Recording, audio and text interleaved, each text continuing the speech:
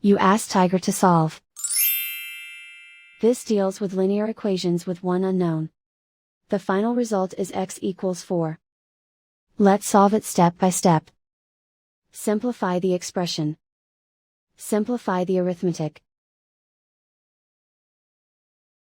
Group all constants on the right side of the equation. Subtract 8 from both sides. Simplify the arithmetic.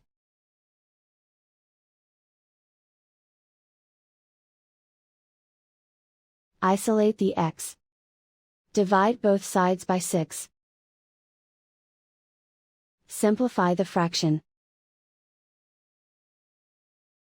Find the greatest common factor of the numerator and denominator. Factor out and cancel the greatest common factor. And so the final result is x equals 4.